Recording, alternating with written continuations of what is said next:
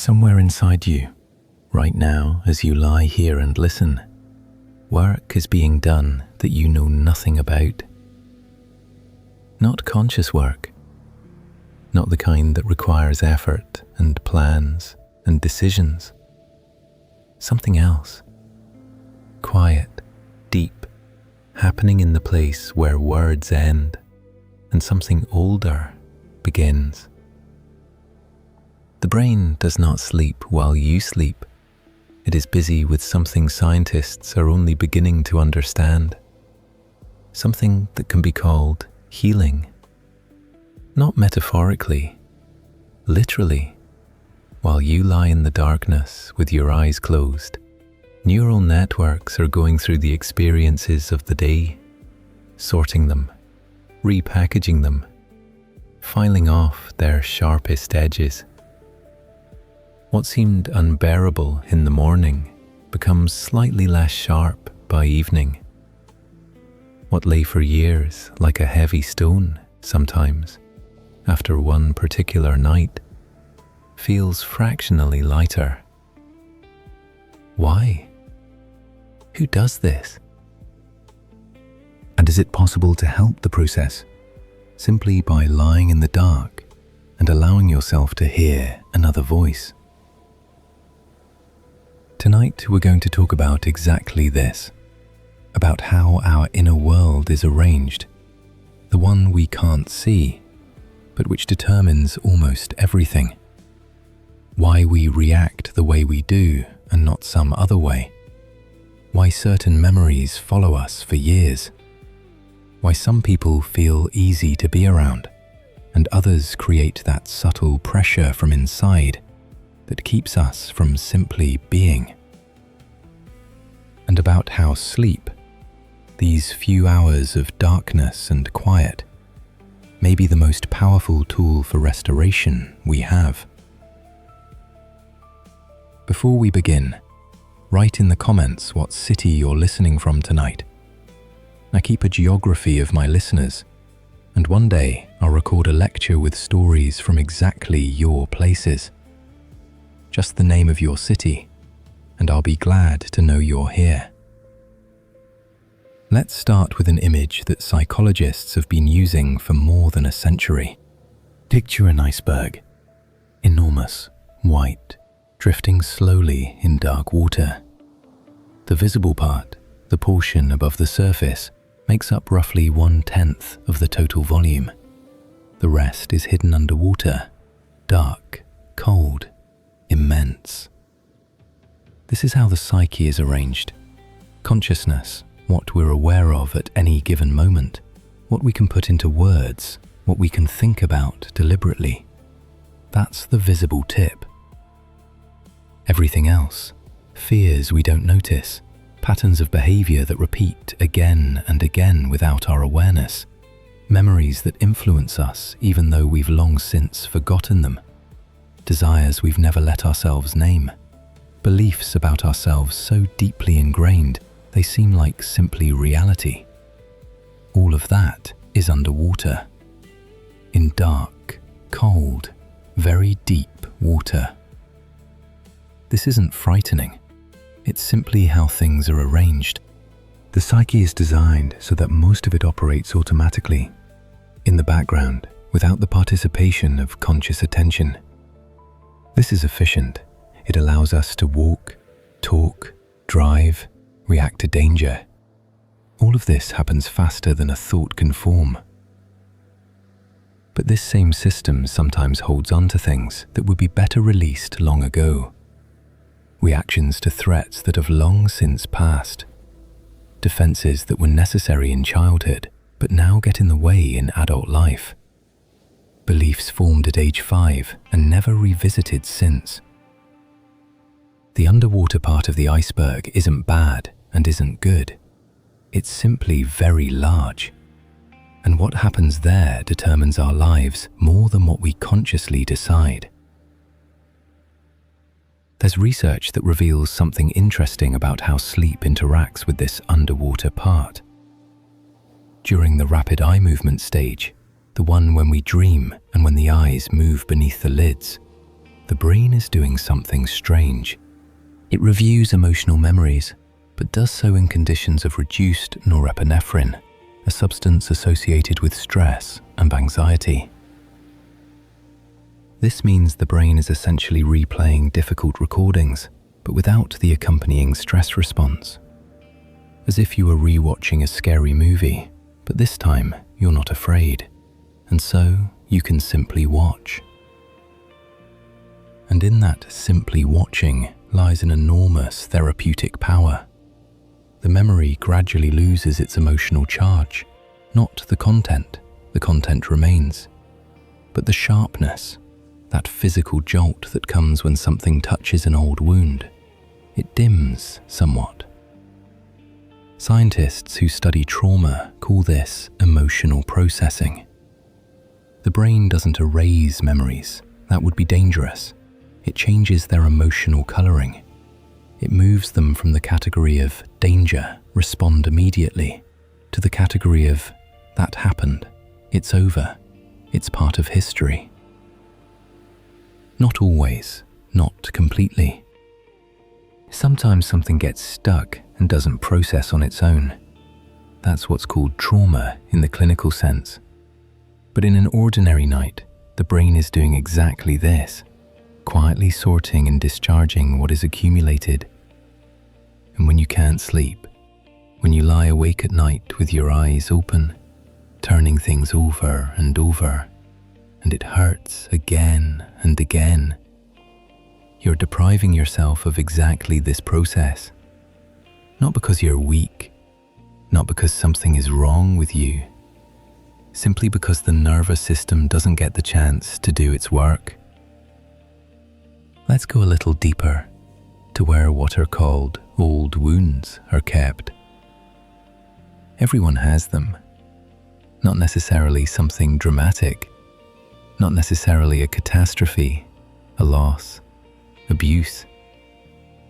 Sometimes it's simply a moment in childhood when you weren't heard, or were heard but wrongly, or you did something and expected one thing and received something entirely different, and something inside you made a record then, not a conscious one, an automatic one. Something decided, this is how the world works. This is what to expect from people. This is who you are. These records aren't thoughts. They're deeper than thoughts. They live in the body, in patterns of reaction, in the way your chest tightens when someone uses a certain tone of voice, in why you can't ask for help even when you desperately need it, in why you smile when you're actually hurting. Psychologists call them early maladaptive schemas. That sounds clinical, but the meaning is simple. These are survival strategies that once worked and now get in the way. A child who learned to be invisible to stay out of trouble, that's a smart child. An adult who still automatically makes themselves invisible in every situation, even when it's hurting them, that's a person running outdated software.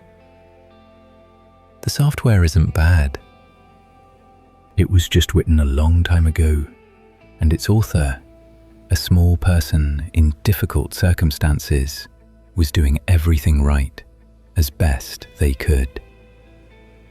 This matters to hold, in your mind and in your heart, if you want. Everything you currently dislike in yourself, the way you sometimes shut down when you want to open up, the way you get angry at the wrong person, the way you put off something important again and again, the way you can't accept a compliment or trust. All of it once made sense. All of it was a response to something real. The nervous system doesn't make mistakes. It adapts. It's just that what it adapted to changed long ago. The adaptation stayed. There's an image I like better than the iceberg. Picture an old house, large with many rooms, some open and full of light, some locked with the key long lost. In some rooms are beautiful things that no one uses, because the owner forgot they were there. In the basement is something no one wants to think about. In the attic are old photographs and letters that no one has read in a very long time. This is the psyche. This is you. And sleep is the time when someone walks through this house with a lantern, not to reorganize everything right away, simply walks through, lights up one corner, then another, sometimes stops at a locked door and stands before it for a few seconds. And this is already something. This is already not the same as never going in at all. Now, about bridges.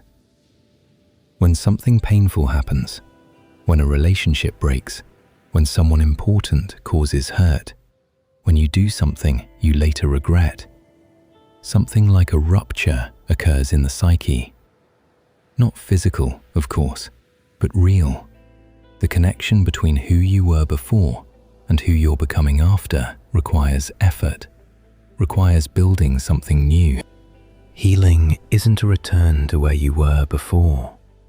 You can't go back there. That place no longer exists because you've changed. Healing is the construction of a bridge between what was and what is, between pain and understanding, between the old story about yourself and the new, more accurate one. This bridge gets built slowly, sometimes very slowly. Sometimes it seems like you build and it collapses again, because something touched an old wound and the reaction is just as sharp as if 5 years hadn't passed, only 5 minutes. This is normal. It doesn't mean you're not moving. It means old neural pathways are still active. They were laid down long ago, deep through repeated use. New pathways get laid differently, not through one dramatic decision, not through one session with a therapist, not through one night, but through thousands of small moments in which something was slightly different. A little less self-criticism, a little more patience. You asked for help once, and the world didn't collapse. You said, "I'm hurting" once, and someone heard you. Each such moment is a brick. The bridge is built from bricks. Let's talk about childhood experience a little more, because this is perhaps the most important topic of tonight. Childhood experiences influence us not because childhood is something special or mystical, but because the brain is literally being built during childhood. Neural connections formed in the first years of life, shaped by what was happening around you, how adults responded, how predictable and safe the world was. These connections become the foundation, the base on which everything else is built. If the foundation is uneven, this isn't a sentence. Houses can be uneven and still stand. Some walls just crack a little more. Some rooms need extra work. And here's what matters to remember. The brain is plastic, not as readily as in childhood, but enough. New neural connections form throughout all of life. Experience changes the brain, literally, structurally. When someone says, "I'm too old to change," that's not true from a neuroscience perspective. Change is slower than in childhood. It requires more repetitions, more patience, more awareness. But it happens. Every time you respond slightly differently than usual, Every time you notice an old pattern and choose something else. Every time you allow yourself to be a little vulnerable where you used to shut down. The brain records this, strengthens the new connection, and slowly the map gets redrawn. And sleep is part of this construction. Literally, during sleep, the brain is engaged in consolidating new experience. Whatever you went through during the day, a small breakthrough, a small understanding, a small step in a different direction, gets reinforced at night. Neural connections formed during the day strengthen. That's why therapists sometimes say the most important part of therapy isn't the session itself. It's the night after the session. It's what happens while the client sleeps. Not because everything resolves on its own, but because the brain takes what was planted in the conversation and begins working with it. Quietly, without words, at its own pace. There's something rarely discussed in the context of psychology and sleep, but which seems worth saying: the role of safety. The nervous system cannot restore itself in unsafe conditions. This isn't weakness, it's biology. When the nervous system perceives threat, it directs resources where they're needed for survival. Heart, muscles, sensory organs, restoration, integration, healing. These are all luxuries available only when the system senses, right now everything is okay. Right now it can put down its weapons. And this is why the atmosphere in which you fall asleep matters so much. Not only the physical, the darkness, the cool, the quiet, but the internal. The sense that right now, tonight, in this room, you are safe. That what is tense can relax. That no one is asking anything of you right now. This sense doesn't always come on its own. Sometimes it needs to be created deliberately. To say to yourself, out loud or inwardly, that right now it is safe. That tomorrow's problems will still be there, and it's better to meet them after sleep than without it. That the body deserves rest. This isn't self-deception. This is regulation. A conscious message to the nervous system. You can. Now, let's talk about masks. Not in a bad sense. Not about deception or dishonesty. About what psychologists sometimes call the persona, from the Latin word that originally meant a theatrical mask. Each of us has several versions of ourselves. The one you are at work, the one you are with parents, the one you are with a close friend late at night when you don't have the energy to perform anymore, the one you are alone at 3 a.m. This isn't lying, this is adaptation. Different contexts call for different versions. You're not the same person at a job interview as at the beach, and that's fine. The problem starts when the mask fuses to the face, when you no longer remember what's underneath, when the professional version of yourself starts speaking and thinking, even in the shower, when the convenient for everyone version of you crowds out the real one, who's becoming harder and harder to recall. The exhaustion that many people feel and can't explain. Not physical tiredness, but something deeper, something in the chest, is often connected to exactly this. To having been for too long someone you're not entirely. To spending energy maintaining an image, and that expenditure is invisible but constant. Sleep is one of the few places where the masks come off on their own. Conscious control loosens. The neural networks responsible for social compliance quiet down. And this is one reason why people with a strict inner censor sometimes find it so hard to fall asleep. Because falling asleep is a loss of control. And a loss of control is frightening when there's something inside you've grown used to keeping under lock and key. Do you sometimes hear a voice inside that tells you you're not good enough? That you did it wrong?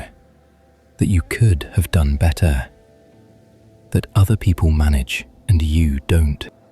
That you shouldn't have said what you said? Shouldn't have stayed silent when you needed to speak? This voice is one of the most universal human experiences. Psychologists call it different things: the inner critic, the superego, the introjected parental voice. Different names, same thing. It's a voice absorbed from the outside, from the words and reactions of the people who were around in childhood. It became internal. It speaks in our own voice, from inside, and so it seems like our own opinion of ourselves. But it isn't our opinion. It's an absorbed external view, something someone once said or showed, and which we accepted as the truth about ourselves because we were small and had no other perspective. At night, this voice sometimes gets louder, because during the day there are tasks, conversations, movement. All of it drowns it out. But at night, silence. And in the silence, the inner critic becomes very distinct. Many people who say, "I can't sleep, my thoughts keep spinning," are actually describing exactly this. The inner critic is working the night shift, going through the events of the day, finding what was done wrong, predicting catastrophes, reminding you of past failures. This doesn't mean the voice is telling the truth. It means the nervous system in a state of anxiety is scanning for threats and finding them where there are none. What do you do with this? Don't fight it. Fighting the inner critic is about like fighting a shadow. The more effort you put in, the sharper the shadow becomes. The first step is simply to notice, to hear this voice and say to yourself, "This is a voice, not the truth, a voice." Sometimes that's enough to shift something, because when we identify with the critical voice, when it is I, we're defenseless before it. When we notice it as a voice, we're already slightly to the side. We're the observer, and the observer isn't as vulnerable. You are not your inner critic. You are the one who hears it. There's a practice that's rarely discussed, but one described by people who take their own inner life seriously. It's a quiet conversation with yourself before sleep. Not a to-do list for tomorrow, not a replay of the day's events. Something different. Something like, what was difficult today, and what did I do with it? Or, what did I feel today that I didn't get around to naming? Or simply allowing yourself a few minutes of silence in which it's permitted to be who you are, without a filter. Not to solve anything, not to analyze anything, simply to be with what's there. This is a small act of acceptance, and the brain that receives this small act of acceptance before sleep works differently at night, more quietly, more integratively, less likely to get stuck. The second thing worth talking about tonight is the story. The one you tell about yourself. Not out loud, though sometimes out loud. Inside. That narrative which explains why you are the way you are. Why what happens to you happens. Where you're headed and what you're worth. Every person has such a narrative, and most people don't know that it isn't a fact, that it's a story, not reality, that it can be rewritten, not in the sense of think positive and attract good things. This is different. This is literally changing the interpretation of the past. The same events can be placed into different stories, and this changes not only how you relate to them, but how you act in the present. A person who tells themselves the story of being a victim of circumstances, that everything bad that happens to them happens because the world is unfair and they can't change anything, that person acts differently from someone who tells themselves the story of having done the best they could in those conditions, and now having a choice. Both people can have exactly the same past, different story, different life. Psychologists who work with trauma say that one of the main signs of healing is a change in the telling. Not that the person forgot what happened, but that they now tell it differently. Not as something that happened to them and broke them, but as something they went through. And in that going through, something belongs to them. This is called narrative integration.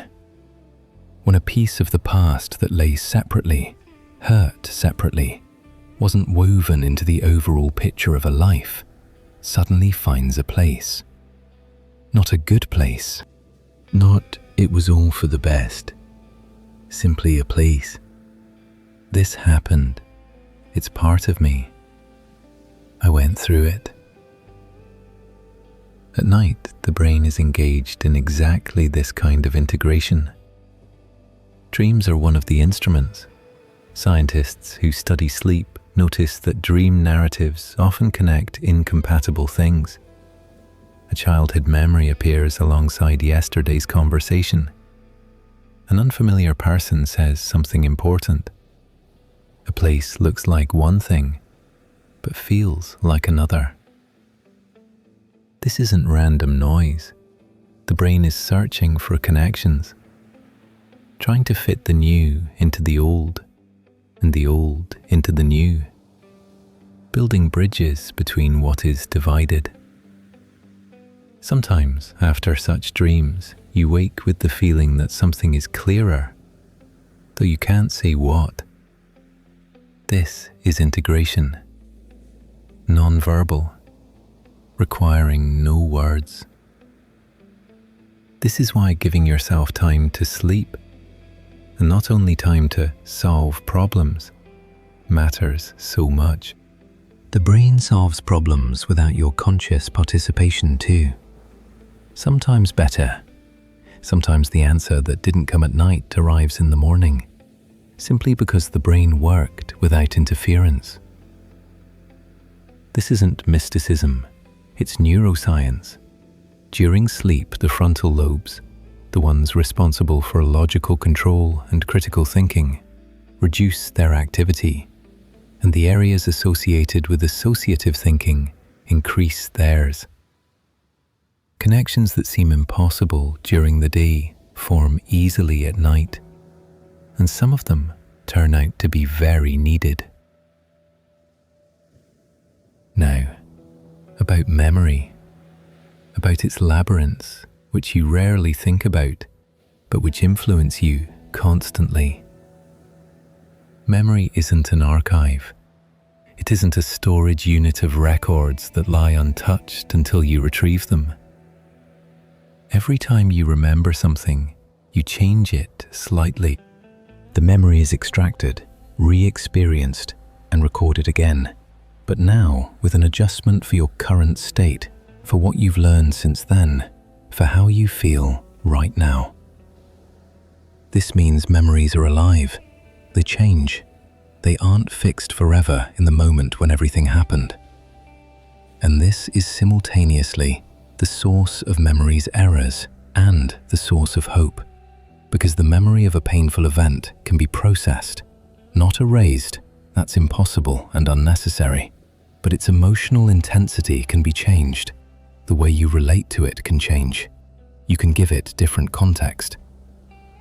When someone says, "I've thought about this many times, but now it doesn't hurt as much," that isn't because they forgot. It's because the memory was processed.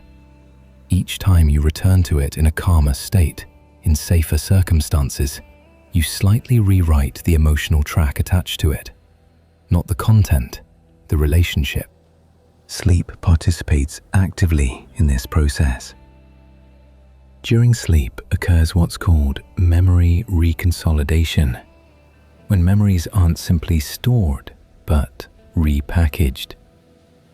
Some researchers believe this is exactly why chronically sleep-deprived people more often get stuck in painful memories. The brain simply doesn't complete the cycle.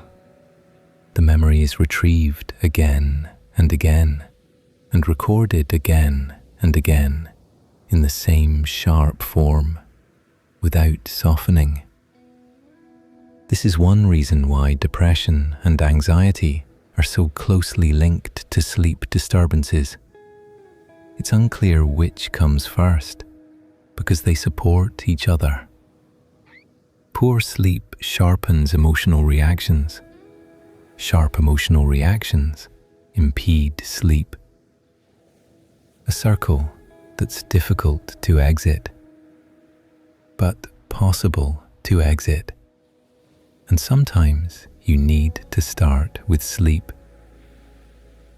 The shadows of the past.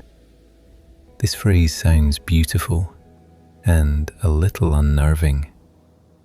But what I want to talk about is not unnerving at all. Rather remarkable. The way childhood experience shapes an adult doesn't happen through any single dramatic moment. It happens through thousands of small things, through how you were held or not held, through what the tones in the house were like, calm or tense, through whether the adults around you cried in front of you and how they did it, through what was considered important and what wasn't. All of this gets recorded, not as events, as atmosphere, as background, as what seems like just normal, because you had no other normal to compare it to. And then, in adult life, you encounter people who react differently. Someone asks for help easily, and this seems strange to you. Someone says no without explanation, and you feel it's rude. Someone cries and doesn't apologize for it, and you don't know how to respond. These reactions are signals that somewhere in the underwater part of the iceberg, something was recorded long ago and hasn't been updated. This isn't bad, it's simply information about what's still there to explore. There's one topic that psychologists discuss a great deal, but rarely reaches the wider conversation in an accessible form. Attachment. Not romantic attachment, though that too, but the foundational kind, the kind formed in the first years of life between a child and whoever is caring for them. How were you comforted when you cried? How predictable was the world in your childhood? Did those you waited for arrive? Were they emotionally available? Could they be trusted? These early experiences form an attachment style, a pattern of how you'll build closeness with people throughout your entire life. If the world in childhood was reliably enough, you most likely learned to trust, not blindly, but without constant expectation of betrayal. If the world was unreliable or unpredictable, you most likely developed strategies. Maybe you learned not to need, so as not to be disappointed, or learned to hold on very tight out of fear of losing. These strategies worked. They were intelligent responses to real conditions. But they can get in the way in adult life, where conditions are different, where there are people who can be trusted, where closeness is possible without losing yourself. Because the nervous system doesn't know that times have changed. It acts from old maps. And again, sleep. Sleep restores not just the body, it restores the capacity for regulation, the nervous system's capacity to return to a calm state after activation. People who sleep well manage emotional situations better, not because they're stronger, but because their nervous system got the chance to recharge. There's something else about dreams worth mentioning. Recurring dreams, the ones that come again and again, sometimes for years, often carry something unfinished. The brain returns to the theme again and again because it hasn't received resolution, hasn't completed the emotional arc. This doesn't necessarily mean clinical trauma. It may simply be some situation left unresolved, a conversation that never happened, a choice that was never made. When people find a way to complete something unfinished in real life, a conversation, a letter, a decision, the recurring dream often stops. The brain got what it was looking for. Not always, not through magic, but frequently enough to notice. Dreams in general aren't precise messages that need decoding. They're associative, imagistic, often absurd. But sometimes it's worth simply asking, what does this image mean to me? Not from a book, not from a dream dictionary, personally. Sometimes the answer surprises. Sometimes it helps understand something that hadn't arrived in words. Let's talk now about body memory. This isn't a metaphor, it's literal. The body holds experience. When something painful happened, especially if it happened often, or at an early age, or in a situation where you had no ability to defend yourself, the nervous system recorded it not only in the mind, in the muscles, in the breath, in how you hold your shoulders, in how your stomach reacts when someone raises their voice. Some people carry this literally, chronic tension in the body that won't let go, even when externally everything is fine. Back pain with no physical cause, a constricted throat at the moment when you want to say something. The body remembers what the mind would prefer to forget, or what the mind has already dealt with, filed away, decided it was over. But the body keeps reacting. And here's what's interesting. Sleep is one of the few states in which the body allows itself to release these chronic patterns. Not completely and not immediately, but gradually. Especially deep sleep, slow wave sleep, the stage called restorative, and that word is accurate here. In this stage, the activity of the amygdala, the brain's threat and anxiety center, decreases, muscles relax, breathing becomes even. The body does what it always wants to do, but doesn't let itself during the day. It puts down its weapons. Adults sometimes carry this childhood guilt for years. If I'd been better, they wouldn't have split up. If I'd been different, I would have been loved. This wasn't your fault. It was a small person's attempt to find meaning in something that had no meaning. And now, as you hear this, in the quiet of this night, let it be. Don't try to immediately accept or reject. Simply let it be here.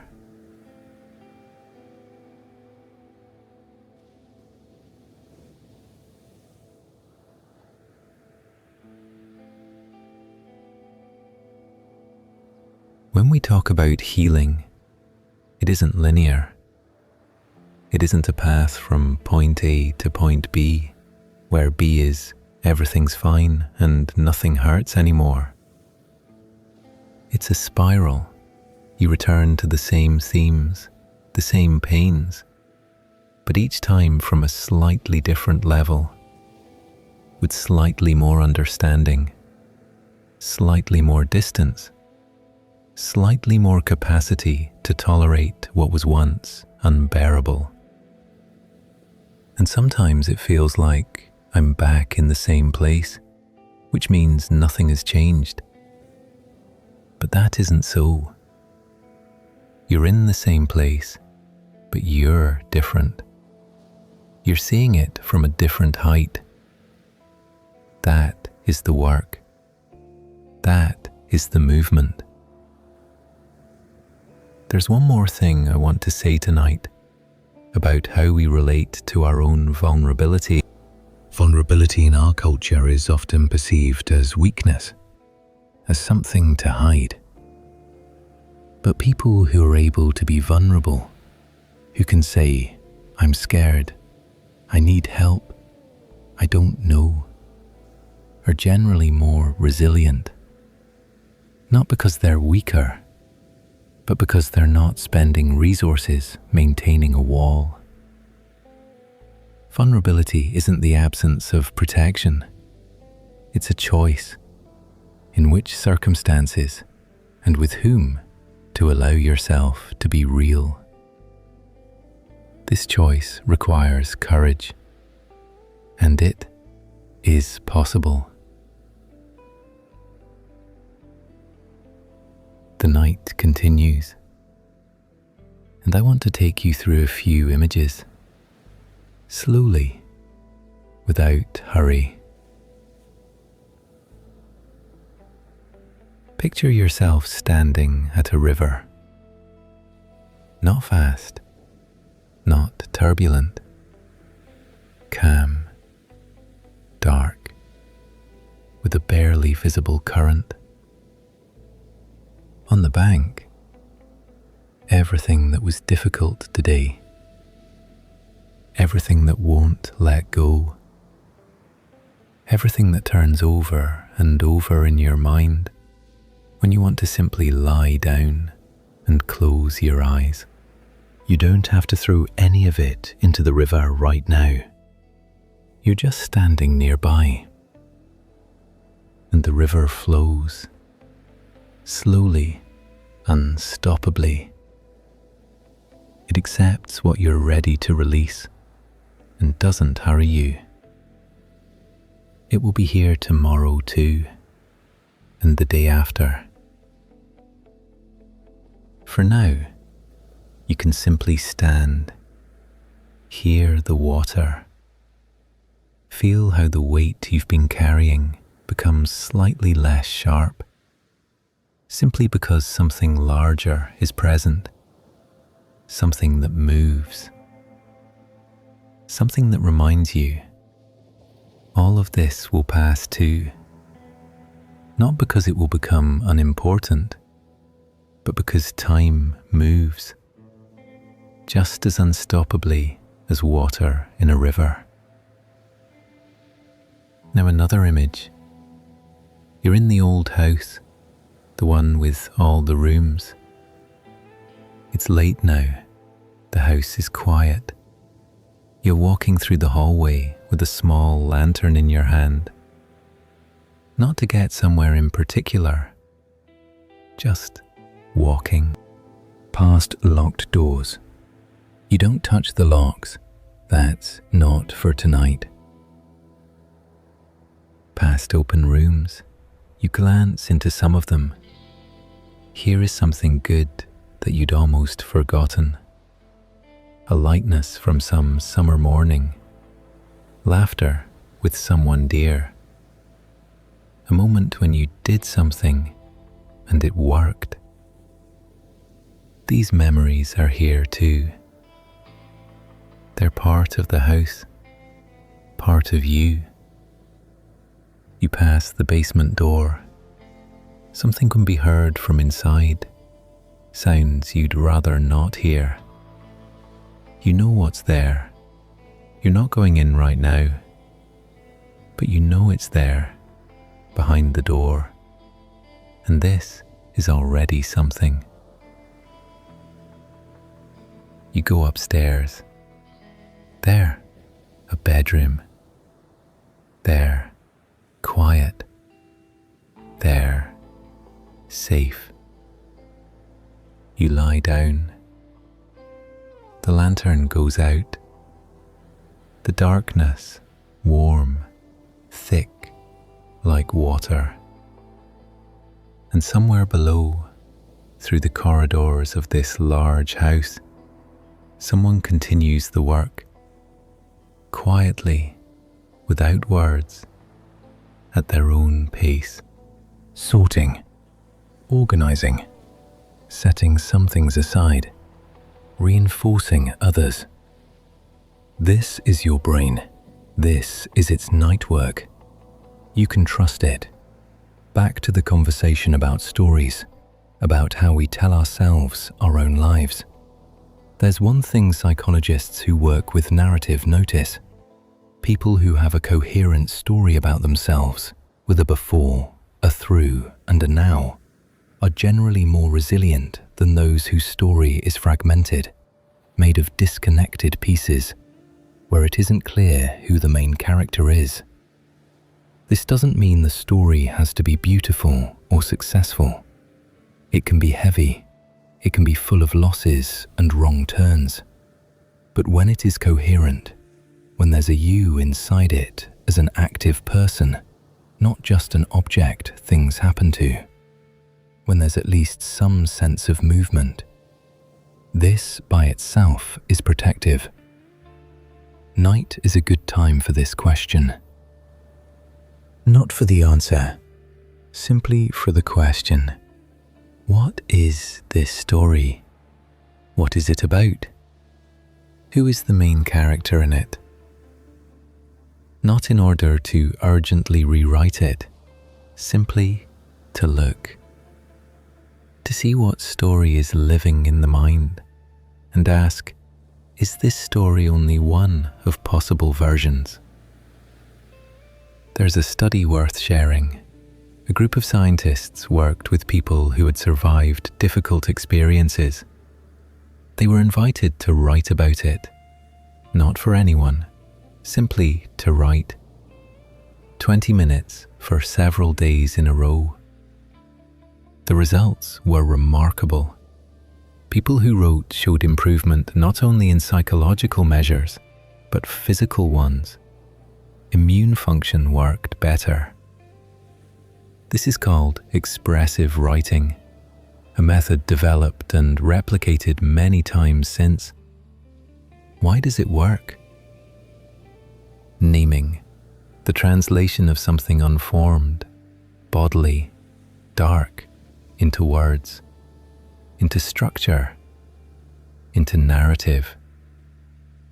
This doesn't eliminate the pain, but it changes the relationship to the pain. Pain that has been given a name and a place in the story isn't the same as pain that simply exists, everywhere and nowhere, without shape, You don't have to write anything right now, but maybe tomorrow, if you want. Simply write, not beautifully, not correctly, just what's there. Now, about what happens when something very old finally finds a place. When a memory that long lived in the basement is brought into the light and turns out not to be as enormous and frightening as it seemed in the dark. Fears grow in isolation. They shrink when they're seen. Sometimes what's in the basement is genuinely heavy, and then support is needed. Simply someone who will be present while you look. Because co-regulation is what the nervous system does best. Restore itself in the presence of another person. There's a small practice that I want to offer, not as a task, but as a possibility. Before you go fully into sleep, ask yourself one question. Not a complex one, very simple. What was good today? Even one small thing. Not because you need to be positive, but because the brain, in a state of anxiety, automatically searches for threats. That's its job. And it needs help to notice the opposite. One small good moment. Not everything was great. Simply, this happened. The coffee was good. Someone smiled. There was a moment when it got a little easier. This is enough. The brain takes this and carries it into the night. There's a topic that's hard to talk about, but which many people carry inside without showing to anyone. Not because there's no one to trust, but because they don't know how to name it. Because if they name it, it becomes more real. Because as long as it has no name, they can pretend it isn't there. But it is there, and the body knows, even when the mind denies it. Chronic tension in the shoulders, a lump in the throat that appears when someone asks an inconvenient question, sleep that doesn't come even though you're exhausted. These aren't signs of weakness. These are signs that something is asking for attention. Something wants to be acknowledged. Psychologists know symptoms aren't enemies. They're signals. Anxiety says something important needs your attention. Insomnia says the nervous system is overloaded. Irritability says I've been carrying too much alone for too long. If you listen to these signals, they lead somewhere. If you silence them, they get louder. There's a paradox worth mentioning. The more we try not to think about something, the more we think about it. This is called the white bear effect, after the classic experiment where people were asked not to think about a white bear. The first thing they thought about, a white bear. Suppressing a thought works in exactly the opposite way.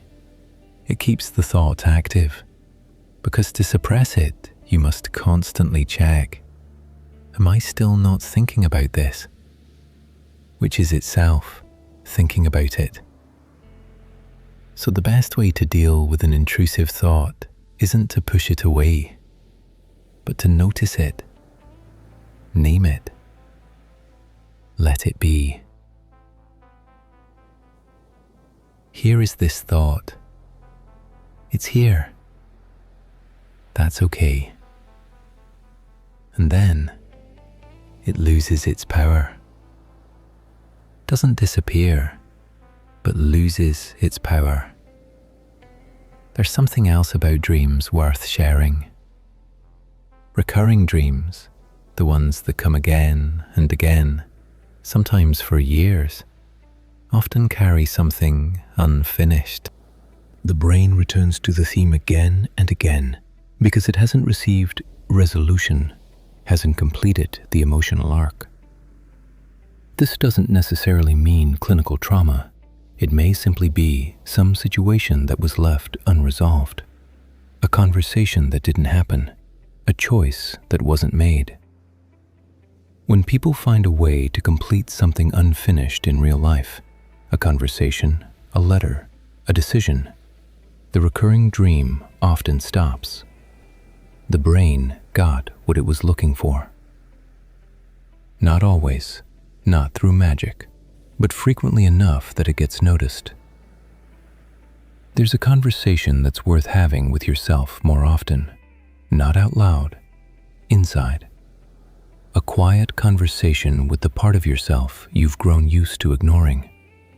The part that gets tired, that sometimes doesn't want to be strong, that would like for someone to simply ask, "How are you?" and actually mean it. Sometimes the person who asks, "How are you?" has to be you. Not to replace others, but to stop waiting for someone to come and notice. Because a nervous system that receives even an internal, "I see that it's hard for you," responds, calms slightly, puts down its weapons a little. This is called self-compassion, and it isn't self-indulgence. Researchers who studied this topic found people with high levels of self-compassion are no less motivated, no less responsible, no less demanding of themselves than those who treat themselves harshly. But they're more resilient. They recover faster. They acknowledge mistakes more easily and correct them. Because acknowledging a mistake doesn't threaten their sense of self. They can say, "Yes, I made a mistake," without falling apart. When you next, not now, sometime later, catch yourself being very hard on yourself, try asking, "What would I say to a friend in the same situation?"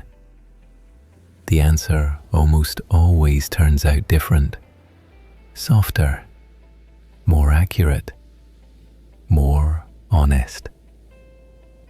Say that to yourself. There's something that's difficult to talk about, but that many people have. It's the fear of what will happen if you allow yourself to actually feel something. If you drop the control. If you let the pain just be without an immediate solution. The fear that if you start crying, you won't stop. That if you acknowledge how tired you are, you'll completely fall apart. That if you let yourself feel anger, it will turn out to be destructive. This is called fear of emotions, and it's very common. It often forms in childhood, in families where emotions were dangerous, punishable, shameful, or simply went unnoticed. And as a result, the person learns to keep everything under control, very carefully, very constantly, spending enormous resources on it. The truth is that emotions allowed to exist pass faster. They're like waves. They come and recede. If you stand and watch, they pass. If you run, they chase. Sleep is one of the few situations where control loosens on its own. Not because you decided to release it. Simply, the nervous system transitions to a different state, and control becomes unnecessary. And then, Sometimes come dreams, containing what you didn't let yourself have while awake. Weeping, anger, tenderness. This isn't pathology. This is the brain doing its work, giving what was locked up a little space, in the safe conditions of darkness and sleep. There is a topic I want to speak about, because it's perhaps the most destructive of the things we carry, and the one spoken about least. This is shame. Shame is different from guilt. Guilt says, I did something bad. Shame says, I am bad. This difference is enormous. Guilt is manageable. You can do something with it, correct it, apologize, not repeat. Shame isn't manageable because it attacks not the action, but the person, and you can't go anywhere to escape yourself. Shame wants to be hidden. This is exactly why those who carry a great deal of shame spend enormous energy concealing it, looking normal, sufficient, right. Shame doesn't like to be named. When it's named, it begins to lose its power. This too is a neurobiological fact. An experience that has been put into words is processed differently from one that stays silent. The left hemisphere, which works with language, begins participating in the process, and this alone already regulates the intensity. This is why therapy works, why talking with another person works, why a journal works. Naming is the first step towards something ceasing to govern you from the darkness. Now about forgiveness, not as a moral obligation, as a neurobiological fact. Holding resentment is work, literally, energetically costly work for the nervous system. Maintaining an activated state of threat towards someone, even if that person left your life long ago, means spending resources on something that no longer exists in the present. Forgiveness isn't about the other person, it's about you. It's the decision to stop spending resources maintaining an activated threat state. This doesn't mean saying what was done was okay. It doesn't mean letting that person back into your life. It simply means releasing. The way you release something you've been holding in a clenched fist, and the hand slowly opens. This doesn't happen by decision. It's a process, and it happens in significant part at night. In sleep, the nervous system gets the opportunity to exit the state of activated defense, and each night that happens, something releases a little. Not all at once, not necessarily forever, but a little. There's a conversation worth having about what it means to work on yourself, because this phrase has become very heavily loaded. Sometimes it means I must constantly be improving, or what am I worth? I should read psychology books, see a therapist, meditate every morning, journal daily, practice gratitude. And if I'm not doing all of this, I'm not trying, I'm stuck. Something is wrong with me. This is just another form of the inner critic, now dressed in the clothing of self-development. Working on yourself isn't a continuous productivity process. It's attention. Simply attention. Noticing what's happening. Being a little more honest with yourself than yesterday. Sometimes this happens in conversation with a therapist.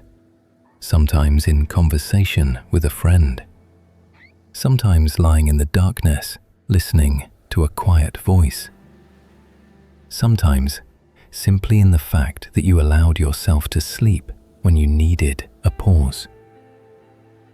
Now, about habits, not in the sense of morning routines, and not in the sense of how to be more productive, but about how habits, including damaging ones, are connected to inner states. Most bad habits are attempts at regulation, attempts to soothe what is activated, to muffle what is too loud, to fill what is empty. A drink before bed, this isn't weakness. It's an attempt to calm a nervous system that was never taught to settle in other ways. Endless scrolling before sleep, this isn't laziness. It's an attempt not to be left alone with what starts surfacing when things go quiet. Understanding the cause doesn't mean accepting the consequences, but it changes the relationship from "I'm weak and can't stop" to "I'm a person who has a need they're trying to meet in a less than ideal way." The second is more accurate, and from that place, something is easier to change. There's a concept called the recovery window. It's the time, usually evening, sometimes the hour before bed, when the nervous system is no longer requiring active action and not yet requiring sleep. This is golden time, and how you spend it greatly affects sleep quality and how you wake. Bright screens, active news, intense drama, and anxious conversation. All of this activates the nervous system, which then tries to fall asleep, activated, and that's difficult. Quiet music, a calm conversation, a book without violence and catastrophe, simply silence. These are signals. It's okay to slow down. It's okay to let go. It's time. This isn't a lecture about sleep hygiene. You know the rules. This is simply a reminder. How you prepare for sleep is also self-care. Not because you need to be productive, but because you deserve good sleep. Simply, without further justification. There's something else worth talking about tonight. Triggers. The word has become overused, but what it points to is very specific. A trigger is a stimulus that sets off a reaction in the nervous system disproportionate to the situation. Someone says something, and you're hit by a wave you can't explain from what was said. Someone makes a gesture, and you're suddenly cold and distant, though a moment ago you were open. This isn't weakness, and it isn't moodiness. It's a signal that the nervous system recognized a pattern, similar to one that was once associated with threat or pain. The brain is very good at recognizing patterns, sometimes too good. It sees similarity where there isn't any. It says, "This is like what happened then," and launches the whole cascade of reactions as if then were right now. In a milder form, this is familiar to almost everyone. That moment when you get swept by an emotion that seems disproportionate, when you react more strongly than the situation calls for, when you think afterward, "What was that?" That was an old recording, playing over the top of a new moment. What helps with triggers? First, knowing about them. When you know you have a certain pattern, you're already not completely captured by it. A tiny gap appears between stimulus and reaction. That gap is where choice lives. Not always, not right away, but over time it grows. And again, sleep. A well-rested brain has a larger gap. Sleep deprivation literally shrinks the space between stimulus and reaction. The amygdala reacts faster and more strongly. The frontal lobes, the ones that can pause and assess, work more slowly. After a sleepless night, we get angry at things we'd barely notice on another day. This isn't character. This is physiology. There's something else worth talking about tonight. The difference between what you feel and who you are. We very often identify with what we're feeling right now. I feel anxious becomes I'm an anxious person.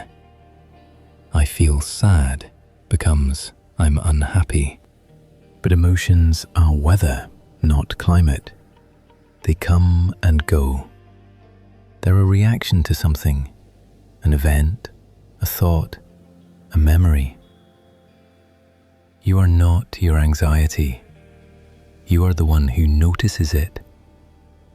And this distance between I feel anxiety and I am anxious isn't just semantics. It's a fundamentally different relationship with yourself. When you say, I feel anxiety, there's you and there is anxiety. You can do something with it. Notice it. Name it. Breathe. Wait it out. When you say, I am anxious, you and the anxiety are one. And then there's nowhere to go. A small shift in language, a large change in how you live. There's a conversation researchers have been having in recent years about what are called little t traumas, as opposed to the large clinical ones, experienced violence, catastrophes, losses. Little t traumas are accumulated small experiences that each seem insignificant on their own. The chronic feeling of not being heard, constant criticism without support, emotional coldness that doesn't rise to cruelty, the feeling that love needs to be earned. Each of these individually, okay, that's not so bad. Together, they can create the same level of nervous system vulnerability as major events. This matters because many people say, I didn't have any trauma. My childhood was just ordinary. And at the same time, carry what they carry and can't explain where it comes from if nothing particular happened. Perhaps something did happen, just small, recurring, accumulated, and that too deserves attention. Now, the image to carry into sleep tonight. Picture a night sky, not a city sky with its orange glow from streetlights, a real one, dark, quiet, with millions of stars. Each star is something inside you, something lived through, something understood, something still forming. Some stars are bright and close, some distant, barely visible, some long extinguished, but their light is still traveling. And all of this is the sky. All of this is you. You don't have to know every star by name. You don't have to understand each one. You can simply look, feel the scale, feel that this is enormous, and at the same time, peaceful. The sky asks nothing of you right now. It simply is. You simply are too. Right now, that is enough. There's a question asked too rarely, but worth asking. What does it mean to be kind to yourself? Not in the sense of indulging yourself, and not in the sense of forgiving yourself everything. Kindness toward yourself is, first of all, honesty without cruelty. The ability to see yourself, the real you, with everything that's there, and not to turn that seeing into a trial. A kind gaze at yourself isn't blind. It notices mistakes, notices patterns, notices what's worth changing. But it does this without a prosecutor inside, without "you should have known better," without "what's wrong with you." It says, "Here is this. How do I want to handle this going forward?" This isn't easy, especially for those who in childhood were taught to be hard on themselves, who were told, "Don't whine, don't make things up, others have it worse." Harshness toward yourself is also a learned habit, and you can unlearn it, slowly, patiently. Let's talk about loneliness, not the physical kind, the inner kind that happens even surrounded by people. The feeling that no one really understands you, that you're showing one layer and what's beneath it is too complex, too strange, too much. This is one of the most universal human experiences, and one of the loneliest, precisely because everyone thinks it's only them. But it's everyone, in one form or another, with one intensity or another. The feeling that there's more inside than shows on the outside isn't a disease. It's a sign that you're complex. Not complex in the sense of difficult, but in the sense of layered. And there's something very important in acknowledging this. Not because it becomes easier immediately, but because it's true. And truth, even heavy truth, is more stable than illusion. There's one thing spoken about less than it deserves, what is called grieving what never was. Ordinary grief is the loss of what existed, a person, a relationship, a possibility. But there's another grief about what never existed. The childhood you deserved but didn't receive. The parent who was present but not there. The support that was needed but didn't come. The recognition that simply never came. This grief is real, no less real for the fact that what was lost never existed. Sometimes even harder, because grieving what was makes sense. Grieving what wasn't feels strange. People sometimes say to themselves, "There's nothing to grieve. It didn't exist." But that's exactly it. It didn't exist. And in that didn't exist, there's a great deal. If something in these words resonates, let it resonate. This doesn't need to be solved right now. It simply needs to be acknowledged. I want to talk about hope, not as naivety, but as a neurobiological phenomenon. Hope activates the same neural pathways as planning for the future. This means that when you allow yourself to imagine something better, even undefined, even distant, the brain begins working in that direction. Not magically, not because thoughts attract reality, but because the brain begins noticing possibilities it previously ignored. In a state of hopelessness, The brain literally sees fewer options. This isn't a metaphor, it's neuroscience. In a state of hope, it sees more. So the small act of allowing yourself hope, not grand, not everything will be perfect, just tomorrow might be a little better, isn't weakness and isn't self-deception. It's calibrating an instrument. There's one simple question that psychologists sometimes ask clients at the end of a session.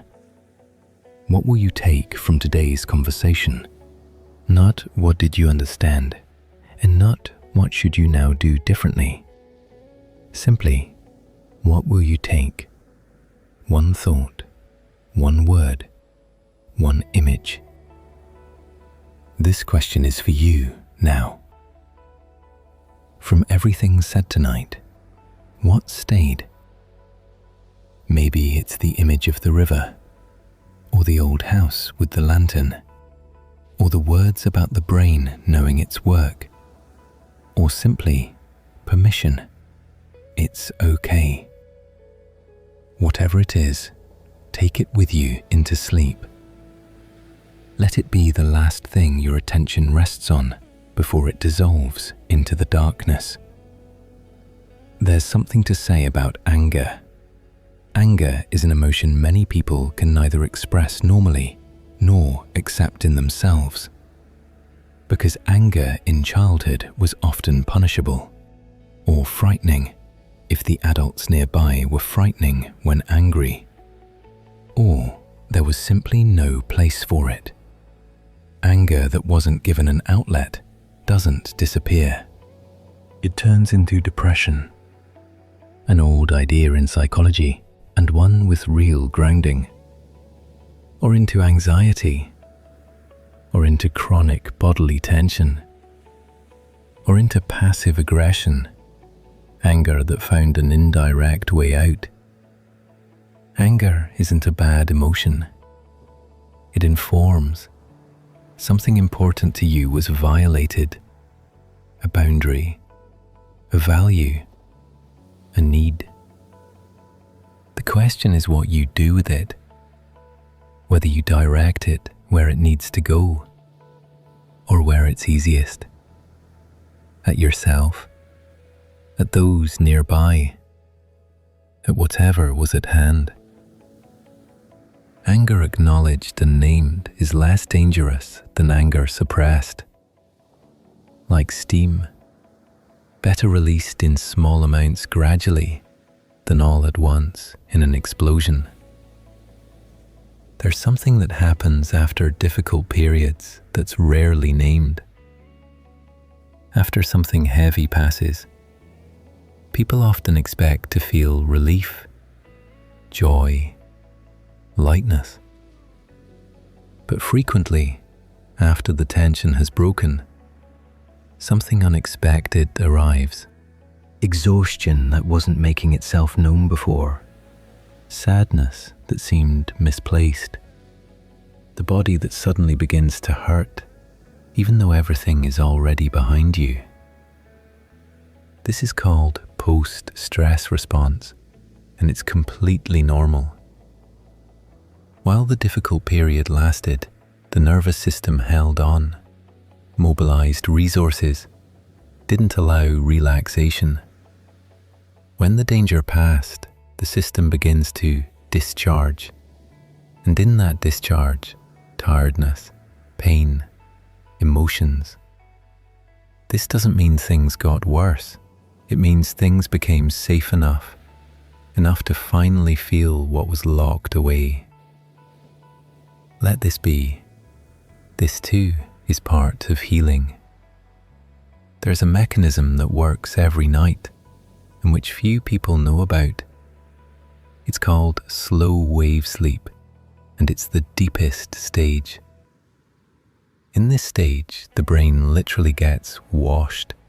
Cerebrospinal fluid pulses through it, flushing out toxins accumulated during the day, including proteins associated with neurodegenerative disease. This discovery was made relatively recently, about 10 years ago, and it turned understanding of sleep's function upside down. But here's what matters for our conversation. It's in slow wave sleep that psychological washing also occurs. Processing daily experience, strengthening needed neural connections, weakening unnecessary ones. This is the very stage you reach when finally, after a long time falling asleep, after turning from side to side, you drop deep. When the body is heavy and warm, when thoughts disappear. This is the most valuable time of sleep, and it happens on its own, without effort. Simply, you need to allow yourself to get there. There's something worth saying about caregiving, about how we care for others and forget to care for ourselves. This is especially common among those who grew up in families where they needed to care for adults, emotionally, practically, psychologically, where it wasn't possible to simply be a child, where you had to be attentive, not cause problems, monitor the adult's moods. Such people grow into wonderful helpers, empathetic and attentive, and at the same time completely unable to receive care.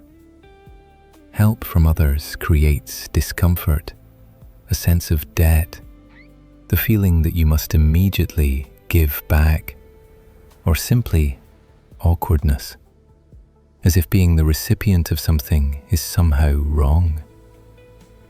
Being the recipient is normal. It's part of relationships, part of life. Receiving care isn't weakness. It's a skill that can be learned. And it starts with giving yourself permission, right now. There's something to say about the past, about how we handle it. The past can't be changed, that's given. But the way you relate to it can change. The place it occupies in your story can change. The role you allow it to play in the present can change. The past isn't a prison, it's a foundation. From what was, you came out as you are, with all your complexity, with all your understanding, with the resilience you sometimes don't notice, but which is there. The fact that you're still here is already a great deal. The fact that you're listening to this is already movement. You are not what happened to you. You are the one who lived through it. And those are different things. There's one last image to bring into this night. Picture yourself tomorrow morning, before the thoughts about what needs to be done arrive. In those first seconds of waking, when you haven't yet gone anywhere in your attention, simply in bed, in quiet, in light coming through the curtains, still warm, still a little in the darkness you came from, still a little there. This morning will come after this night, after this sleep, and in it will be something very quiet that became a little different. Not everything will change in one night. Nothing will change in one night. But something small, invisible, not requiring words, will have shifted. Because the brain worked, because the nervous system received quiet, because something that was waiting for attention tonight received it. In the silence, in the darkness, in these words. This is enough. We talked tonight about a great deal. Let's go through it slowly, not as a summary, but as a quiet reminder. Your psyche is larger than what you can see. The underwater part of the iceberg is enormous, and this isn't a threat. It's you, all of you. Old wounds don't make you broken. They make you a person who went through something and is carrying it. And bridges get built, slowly, from small bricks, one at a time. Masks are sometimes necessary, but underneath them is someone who's tired of wearing them, and that someone has the right to rest. The inner critic isn't your voice. It came from outside. It can be noticed and not obeyed. Memory is alive. It changes, and every time you return to something in a calmer state, you change it slightly. The body remembers, and the body knows how to let go when it feels safe. Childhood experiences aren't destiny. They're maps written long ago. Maps can be redrawn. And sleep isn't merely rest. It's work. Quiet, deep, invisible, and very important. Right now, allow yourself this. Allow yourself not to think about what was, not to think about what will be. Simply be here, in this darkness, in this breath, in this slow, warm flow. The brain knows what to do. It's been doing this every night your entire life, and managing. Tonight, it will manage too. Your nervous system is receiving what it needs right now. Quiet, darkness, a voice steady and calm, and the sense that right now there is nothing to decide. Nothing needs to be decided. Breathe, simply breathe. The body is heavy and warm. Thoughts slow, like a river's current in a wide place. They flow, but no longer hurry anywhere. There's somewhere inside you, a place that has always been quiet, even when outside was very hard. Somewhere deep inside was something still. Something that simply was, without evaluation, without demands. Maybe you haven't visited it in a long time. Maybe you've forgotten it's there. But it is there. It always was.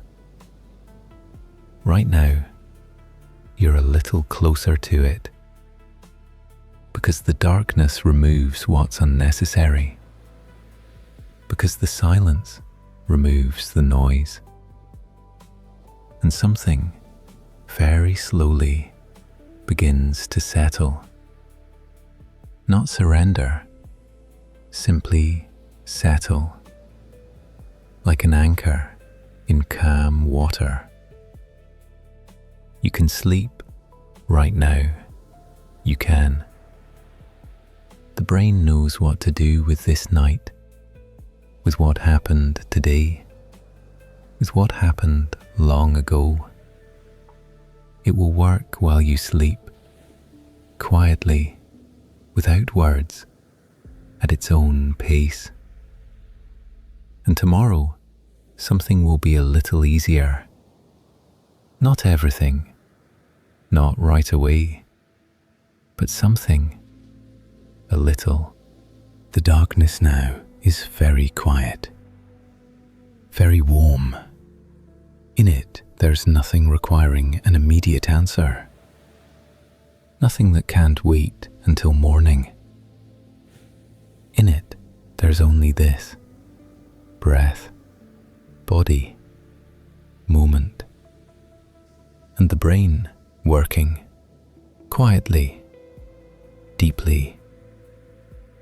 You don't have to fall asleep right this second. You don't have to do anything right this second. You can simply lie here, simply be. This is enough.